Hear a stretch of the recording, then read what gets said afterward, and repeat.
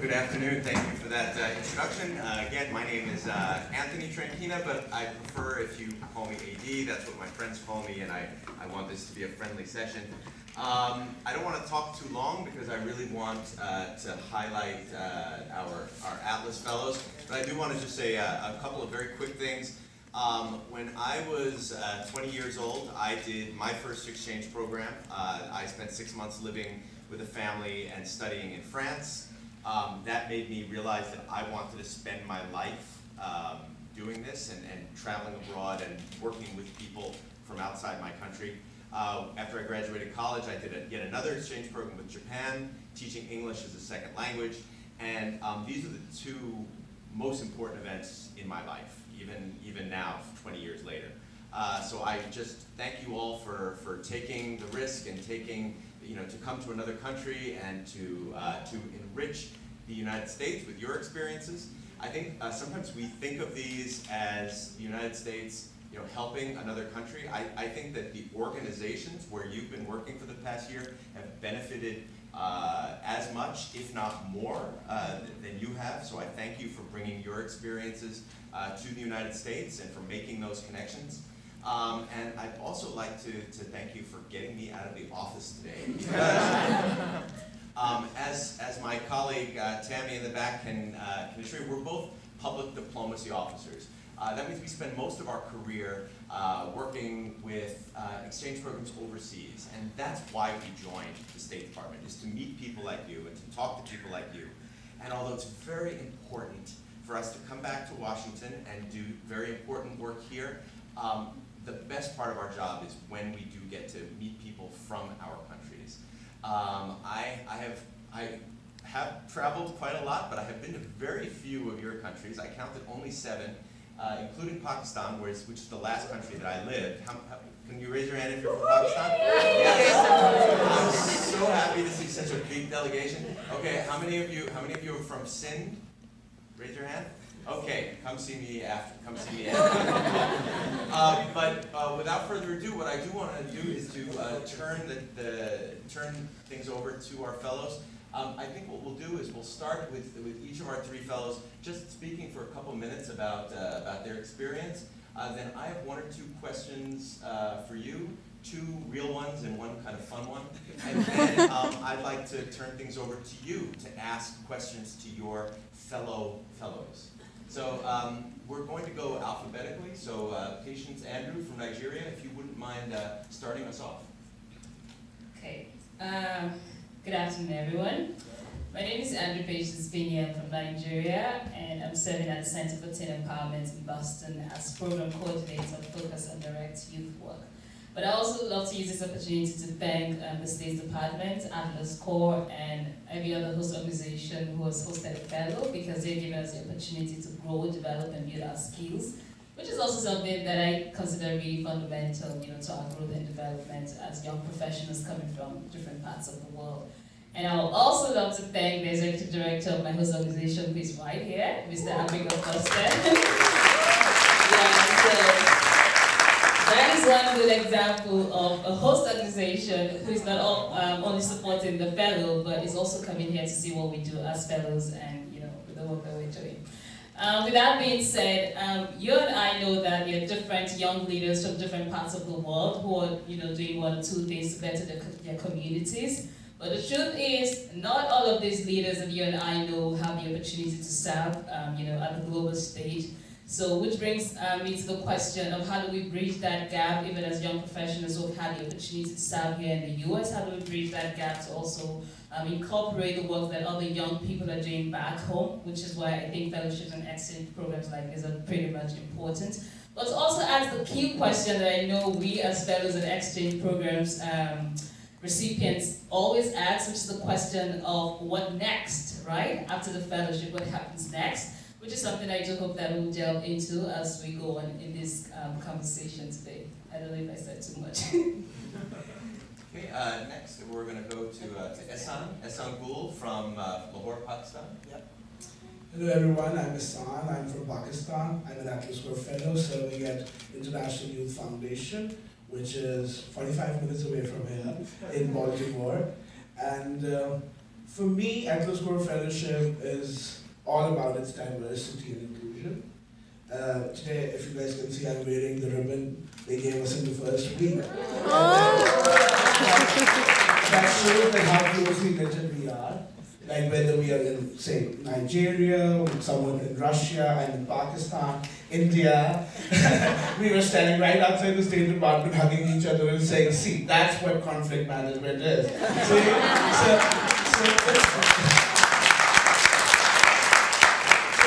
And it's just not the geographic diversity, it's also about how diverse we are in the work we do. Someone's working on climate change, someone's working on democracy, rights and governance, someone's working on, shout out what you guys are working on. Say, Education. Gender. So all these issues, but when we come to US, we come with this assumption that these issues might be just focused in our country. But while working in Baltimore, I realized that they're very universal. They might be in different shapes, but they're very universal. So as a global citizen, I feel like, yes, I represent Pakistan, but I also represent Globe. And my vision and my work ethics and my vision to change the world has to have a global perspective. And that is what Atlas does. And it changes our perspective when we're here. Thank you.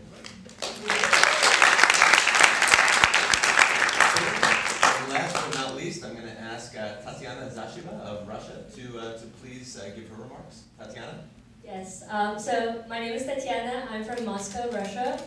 I serve with Apex for Youth in New York City. It's an Asian American organization who provide educational and mentoring programs to the recent immigrant youth. Thank you for having me join this panel. It's a pleasure for me, but before I speak of my Atlas Core experience, I'd like to dive into my previous experiences with other State Department funded programs. So as I mentioned before, in 2010-2011, I was a participant of another program, Future Leaders Exchange, and I still consider that experience life-changing because it is still shaping my career.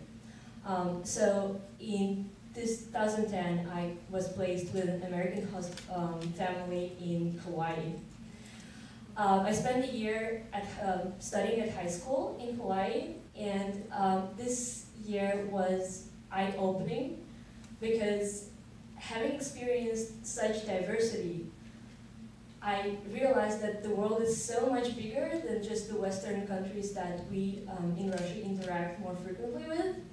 So when I graduated from high school, I decided to major in East Asian Studies and Mandarin Chinese, and then spent a year in Taipei on my university exchange. So ever since my high school exchange year and throughout my career, I've been trying to maintain this global vision and combine my skills and expertise into a meaningful blend. And that's what has led me to serve with Apex for Youth in New York City. I run a mentoring program with an Asian American organization that serves recent immigrant, primarily Chinese children in Queens. So I facilitated in Mandarin Chinese, and I do not only develop my leadership skills, but also complement the organization's capacity, especially in the language sense, which brings more inclusion and diversity to its operations. Having said that, I think one of the most fulfilling parts of my job is that I'm actually able to extend my global vision and my life experience to these children during the most transitional years of their lives.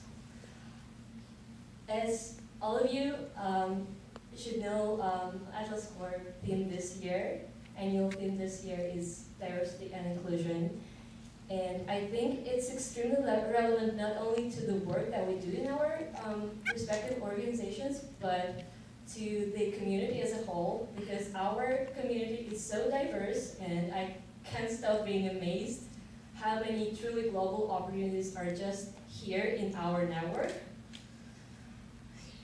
I know that some people think that the U.S. exchange programs are a great way to discover the United States. To me, these programs provide a global vision and helped me discover the world far beyond U.S. borders. So today, I'm trying to give back to the community and educate global citizens, one mentee at a time.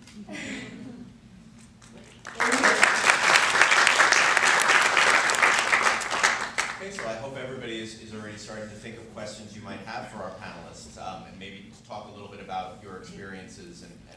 But I'd like to get things started. Patience, in your remarks, you mentioned kind of about what's next and about how you're using your experience when you return. When Rick Ruth was speaking, he was talking kind of about how much we hope that all of you will maintain contact with the alumni associations in your countries. My first question for the panel is, what do you plan to do now that you are returning to your countries? How will you use your Atlas Corps experience? How will you do things differently? What will be the things that you utilize when you return to your countries? And before I turn it over to you, I do want to mention that actually Ehsan and Tatiana, I know, are doing this for the second time. Both of you have participated in a U-Grad program and the Flex program in the past. I'm curious if anybody else in the audience has been on a U.S. exchange program prior to Atlas. Fellow Flexer. Oh, wow, quite a lot of you. Here. And Fulbright. IVLP. Okay, actually, that's more than I expected. Okay, panelists, would anybody like to start? So this is where I get really practical. Prior to my time coming to the US, I really thought I knew what the power of youth voice is, until I got here and I got to teen empowerment in Boston, and I saw young people. In teen empowerment, we employ youths from ages 14 to 21 who get to work on different community projects to better the community, and they get to be paid $12 per hour, and they work for 4 days a week. And I saw how passionate these young people are, and it just made me, think and go back home. And I realized that young people who are 14 or even 19 couldn't express themselves or articulate their ideas as much as I saw in teen empowerment. It just kind of broadened my mind or my scope in understanding how powerful their voices are and how they are also influencing decisions and pushing for advocacy change around different issues that youth face in Boston. And that was really empowering for me even as a youth seeing that in the US. So going back home, I already work with young people, and these are not people between the ages of 14 per se. These are like young adults who are in their early 20s and in their mid-30s, and we're still saying, oh, these are the people that will change the future. Whereas it's not the case, as I've said here. It just made me realize that there is a need for us to empower those young voices going back home, because we kind of sit in a room and make policy change or policy decisions that affect young people without having them be participatory in the conversation, which is something that we get to see in most developing climes. So going back home, I really intend to amplify the youth voice, as I've seen in the US, because I feel like it's really important and we really need to get them in the room to talk about some of the social issues that we're looking at back at home. And one way that I intend to do this is with the nonprofit I run back at home, which is more of a literary inclined nonprofit. I also realized that we have the issue of poverty, the issue of unemployment that youths also go through, but also looking at how with the creative space we're already created in Custodians of African Literature, which is cool, see how we can incorporate other entrepreneurial aspects of it, and also enhance the use of artistic skills, because the young people who are artistic but are not also getting rewards for their skills and their talents. Like, how do we also look at that and come up with certain ideas or structures put in place that can empower them financially, but also give them that room to express themselves through their artistic skills. Since Pakistan has one of the largest Pakistan US alumni network, the largest, with around 35,000 fellows in the network, so that's huge. And those people, as it was mentioned in the speech before, that those are the people who are ministers or the people who are on positions of influence. So that is one way to look at, to have more active participation when we go back in the Pakistan US Alumni Network. But of course, the Fulbright program and the U-Grad program would have more representation than the at-risk community. But yes, we can be a voice What they don't have, what we have, is the experience of working directly in the job setting here in the US. So what we can do is that we can create subset there. Like I was part of the executive committee of the PON, we call it PON there, and I was helping with the people-to-people management, relation development, and one of our biggest intervention was to connect different organizations within Pakistan and vice versa to help each other on projects. For instance, let's take an example of, I have a social enterprise called Green Box, works in Pakistan in environmental sustainability. Let's say any organization in the US which another Atlas Fellow has worked with and can help me connect while I'm there. It doesn't necessarily has to be a financial collaboration or something. It could be tools, resources. So we can actually create a sub-thematic alumni system within our bigger one system, you know, which is focused more on social entrepreneurship or DRG. So focusing the alumni engagement from a sectoral perspective as well. I'm just going to add probably one more aspect to it. Coming from Russia, during the orientation week, they usually ask us what is the main challenge that you're expecting during your Atlas Core year. So my biggest challenge that I was expecting is working for the first time in an international setting, in a multicultural setting. And that is also the biggest opportunity for me because I can help bring this diversity into any kind of Russian workplace that I'm going to be in my future. Because in Russia, you do not really experience such diversity of either nationalities or ethnicities in the workplace, or skills or knowledge. So one thing that I aspire to bring and implement more in my country is this approach of sensibility to diversity and different experiences of people. Yeah, I grew up in New York City, and I find it interesting when I meet people for whom diversity is not the norm. I mean, I grew up in an area where we had no majority. There was no racial majority, there was no religious majority. And I find it interesting when I went to college and found out that not everybody in the U.S. and not everybody in the world grows up that way. Abby, how much time do we have for this panel? We have about 2 more minutes. Okay, then I'm gonna skip my second question and I'm gonna turn it over to the audience. So if you do have any questions, please go up to the microphones. I have one quick question for all 3 of you, and that is, while you're in the United States, what was the thing that surprised you the most? Don't say nothing, I don't believe it. Ask me. Just briefly, and then we'll go to The the humongous size of glass of cola at McDonald's. And that even refillable. And yet people are going again and again. And they're like, you need more cola? I'm like, what? You still have the capacity to do it? I do, but I'm not sure about that.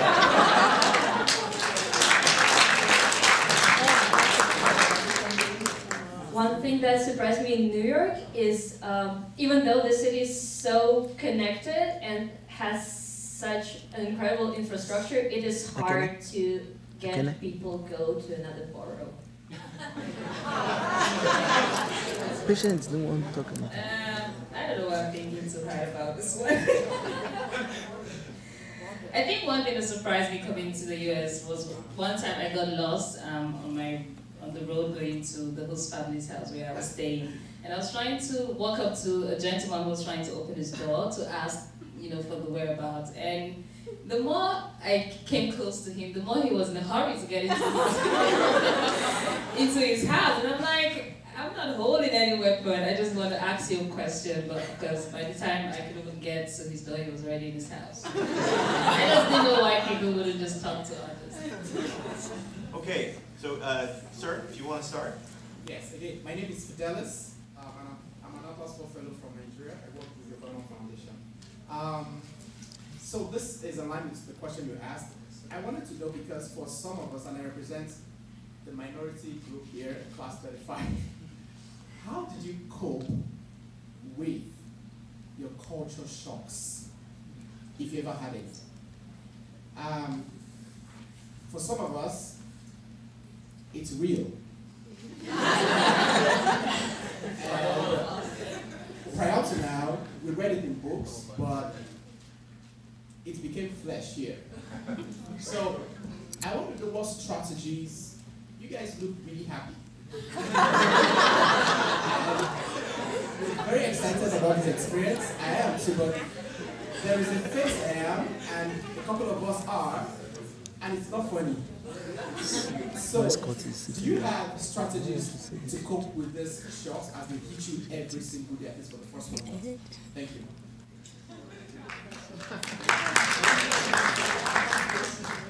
So, like one of the biggest cultural shock I got, I don't know if it's true for the whole US, but like if you meet someone for the first time, they'll be all happy and yeah. And the second time, they'll just cross by and even not say it. And the third time, they'll come in, hey son, how are you? I was like, what happened yesterday? So they're very focused, if we put it this way, they're very focused. Like from where I come, or maybe my personality is like, hey, how are you, Eddie? Like, how are you doing? And all that. So like, they're very focused, well, I'm in a hurry and everything. So that was a kind of a shock for me, that maybe I need to control my impulse of meeting people and saying hello to them. But that's the way, maybe that's how the cultural norm of an organization is, or maybe the way they do. So I always wait now. I'm like, okay, it's coming towards me. So that aside, like, yes, cultural shocks are real, and that is what when traveling does to you, when experience does to you, and I think that's the essence of inclusivity as well as learning experience. When you go somewhere, you try to, of course, we bring our own culture in, but you can't just get fixated to your culture. You need to embed and melt. I know US used to be called a melting point. I have issues with that also, but still.